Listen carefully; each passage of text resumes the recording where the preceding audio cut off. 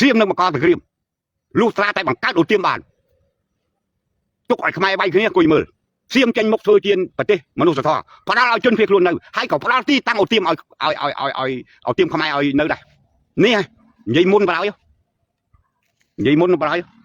តែយើងនៅពេលដែលដឹងជើងហេតុយ៉ាងនេះច្បាស់លាស់ប្រឹងទប់ខាងក្រៅឲ្យជាប់ចលនាខាងក្រៅទៅទប់ឲ្យជាប់អាទៅពីក្រៅក្រងតម្លៃណាទប់ឲ្យជាប់អាទៅពីក្រៅក្រងអាទៅចំពោះមុខយើងអត់ចង់ធ្វើសង្គ្រាមនេះប៉ុន្តែខ្ញុំជឿជាក់យុទ្ធមិត្តទាំងឡាយជឿជាក់នៅបងប្អូនកូនចៅពលទាហានទាំងឡាយមិនចាញ់អាជីពនេះដាច់ខាតប៉ុន្តែមូលដ្ឋានខាងក្រៅត្រូវតែទប់អាទៅពីក្រៅក្រងឲ្យជាប់ទើបអាចរក្សាប្រទេសជាតិមិនឲ្យធ្លាក់ទៅក្នុងជ្រុញចិញ្ច្រាំរបស់អធិពល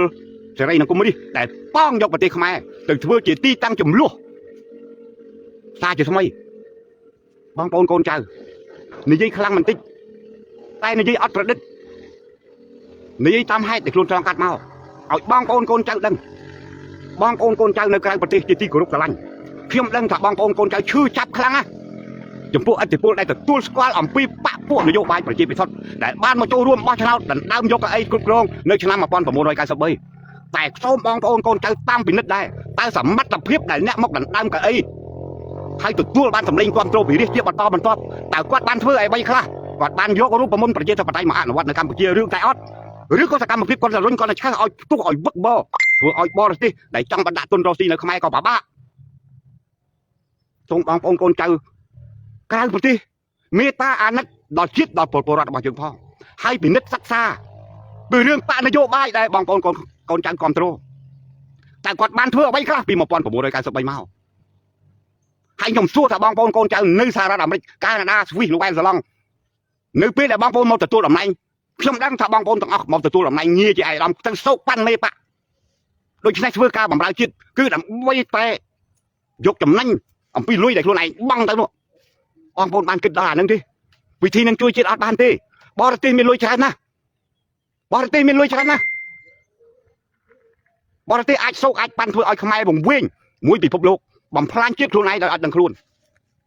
ជាតិបានឈររឿងមមប៉ុណ្ណេះកំហុសខុសឆ្គងដែលមាននៅក្នុងសង្គមរួមគ្នាដោះស្រាយដោយយករដ្ឋធម្មនុញ្ញជាគោលព្រោះរដ្ឋធម្មនុញ្ញជាច្បាប់កម្ពុជាមួយដែលគ្រប់គ្រងទៅលើច្បាប់តូចៗនានាបើកាលណារដ្ឋធម្មនុញ្ញវារឹងមាំហើយច្បាប់តូចៗខាងក្រោមក៏វារឹងមាំដែររួមគ្នាកំចាត់ទៅសង្គមទើបជាតិរបស់យើងបានសុខមិនមែនរួមគ្នាដើម្បីកាច់មូលព្រោះគ្នាទេវាធ្លាក់ក្នុងអបាយកលសត្រូវប្រវត្តិសាស្ត្រវាធ្លាក់ដល់អបាយកលរបស់មហាអំណាចដែលប៉ងប្រកួតប្រជែងគ្នាខាងសភាវុធខាងនយោបាយខាងសេដ្ឋកិច្ចយោធាដោយដាក់ទីតាំងក្បែរមួយជាកន្លែងបំផ្ទុះជាកន្លែងវាស់ម៉ែតជាកន្លែងឲ្យពិន្ទុតើបងប្អូនកូនចៅខ្មែរដឹងដែរឬទេដូច្នេះភ្ញាក់រលឹកឲ្យតាន់ពេលវេលាឡើងបងប្អូនកូនចៅជាទីគោរពស្រឡាញ់បងប្អូនកូនចៅឈឺចាប់រងទុក្ខនៅគេការធ្វើបាបខ្ញុំយល់ខ្ញុំឈឺឯខ្ញុំក៏មិនធម្មតាដែរខ្ញុំមិនធម្មតាទេដែលបានរស់មកពេលនេះដៃជាប់ខ្នោះទាំងពីរជើងក៏ជាប់ខ្នោះទាំងពីរហូបលិមួកខ្លួនឯងការឆ្លងកាត់មកនេះតែមិនបរិយាយត្រូវគេតាមសម្រាប់គ្រប់ទិសទីបំបិតមាត់តម្រាំរស់បានមកចំណាស់នេះមិនមែនជារឿងធម្មតាទេតែខ្ញុំមិនបរិយាយអារឿងនឹងទេសុខចិត្តតែឧទ្ទិសជីវិតនេះជូនជាតិប្រជាជនបាននិយាយភាសានេះមកបងប្អូនអត់ទាន់រងគ្រោះដល់ខ្ញុំទេមួយពូជនៅក្បាលតែមួយនេះទេ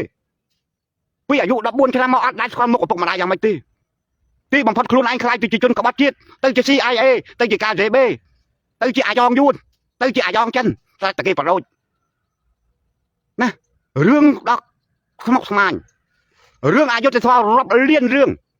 ដែលយើងមិនមានលទ្ធភាពទៅស្វែងរកយុត្តិធម៌បានដូច្នេះការរកយុត្តិធម៌មិនបាច់រកយុត្តិធម៌ឲ្យខ្ញុំទេ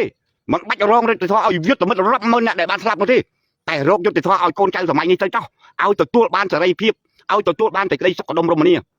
ដោយខិតខំគោរពអនុវត្តរដ្ឋធម្មនុញ្ញដាច់ខាតតម្កល់ផលប្រយោជន៍ជាតិជាធំជាតិកំពុងមានទុកបាក់ពួកក្រុមជាចំណែករបស់ជាតិទៅរួមគ្នាទប់ទល់នឹងប្រជាមិត្តសៀមព្រោះសៀមមានចេតនាបង្កឲ្យមានក្រុមមួយដូចពីមុនមកព្រោះសៀមអត់ទាន់មានក្រុមណាមួយដែលមកកាន់អំណាចបំរើផលប្រយោជន៍ឲ្យសៀមនោះទេតែសៀមវាចង់ដាក់ឲ្យក្រុមរបស់មួយបានកាន់អំណាចនៅស្រុកខ្មែរដើម្បីប្រមូលយកធនធានជាតិពីខ្មែរដែលនៅសេសសល់តែស្បែកដប់ចឹងឲ្យលើកចុងក្រោយបងប្អូនកូនចៅខ្មែរទាំងក្នុងនិងក្រៅប្រទេសចាំទៅកុំឲ្យយកអាគំនុំដែលគេរុញថែមទៅបំរើបរទេសដោយអត់ដឹងខ្លួនណាកូនណា និយាយមកនេះវាគៀកនឹងរឿងដូច្នេះខ្ញុំត្រូវតែនិយាយប្រាប់បងប្អូនកូនចៅហើយទោះបីនិយាយហើយត្រឡប់ទៅដល់តាមផ្លូវស្លាប់ឬកំពុងអង្គុយលើភ្នំនេះតែឯងទេស្លាប់ក៏ស្លាប់ទៅប៉ុន្តែសន្តិបានទៅលើដល់កូនទាំងអស់គ្នាហើយចៅទាំងអស់គ្នាហើយយកទៅពិចារណាធ្វើនយោបាយដើម្បីជាតិមាតុភូមិអត់មានទុកណាជាត្រូវទេបាតដៃក៏ខ្មែរខ្នងដៃក៏ខ្មែរប៉ុន្តែមិនមែននិយាយយ៉ាងនេះបណ្ដោយឲ្យពួកជនទុច្ចរិតពួកលេមលើមពួកបង្កអយុត្តិធម៌ក្នុងសង្គមវិរួចខ្លួនទេប៉ុន្តែវិធីកម្ចាត់ពួកលេមលើមពួកពុករលួយពួកអយុត្តិធម៌គឺត្រូវតែឈរលើច្បាប់ជាដាច់ខាតពេលពលរដ្ឋខ្មែរជឿច្បាប់លើសលប់អ្នកនយោបាយណាមួយក៏រត់មកអោបច្បាប់ដែរបើមិនអោបច្បាប់អត់បានអំណាចការអនុវត្តច្បាប់នោះហើយដែលយើងអាចបោះសម្អាតពួកដែលធ្វើទុកធ្វើបាបពួកដែលជាចារកម្មបរទេសពេលនោះហើយដែលយុត្តិធម៌នឹងបានមកបងប្អូនកូនចៅដែលរងគ្រោះហើយវិធីនោះវាមិនធ្វើឲ្យស្លាប់ជាតិវាមិនធ្វើឲ្យជាតិធ្លាក់ក្នុងជីជ្រុញចិញ្ច្រាំរបស់មហាអំណាចចរិយនឹងកុំនេះវានៅពេលបងប្អូនកូនចៅទាំងអស់គ្នាអាចមានសន្តិភាពបើមិនធ្វើបែបនេះទេប្រទេសជាតិរបស់យើងនឹងធ្លាក់ដល់ពេលនោះវាអត់ងាយងើបមកវិញទេពលរដ្ឋ17លាននាក់សល់3លាននឹងគិតថាប្រសើរហើយប្រសិនណាបើឲ្យធ្លាក់ដល់ក្នុងចំនួនប្រដាប់អាវុធព្រោះកូនទាំងអស់គ្នាអ្នកធ្វើនយោបាយទាំងអស់គ្នាតាំងពីក្រុមទូចសិតតែមានចំហបដិបត្តិអត់មាននរណាមើលមុខគ្នាបានទេតែទឹកបាក់ទំនប់បរទេសបំពាក់អាវុធហ្នឹងកំពេចគ្នាឯងតែគ្រាន់តែពាក្យប្រើពាក្យអាយ៉ងសួលអាយ៉ងយួនអាយ៉ងសៀមអាយ៉ងយួនអាយ៉ងសៀមវាយប្រហារគ្នាឯងទាំងកូនក្នុងរឿងដូចសម័យប៉ុលពតដោយស្រែកថាអញស្នេហាជាតិអញស្នេហាជាតិមហាអំណាចនឹងប្រទេសជិតខាងអង្គុយសើចមើលឯងអន់វាយគ្នាបតក់ព្រេងឲ្យតិចវាយគ្នាទៀតខ្មែរដែលធ្លាប់មានអរិយធម៌រុងរឿងខ្មែរដែលធ្លាប់ជាប្រទេសអាណាចក្រសាងអង្គរវាអន្តរាយដោយសារតែរឿងនេះវាអន្តរាយដោយសារតែរបបចារកម្មបែបនេះ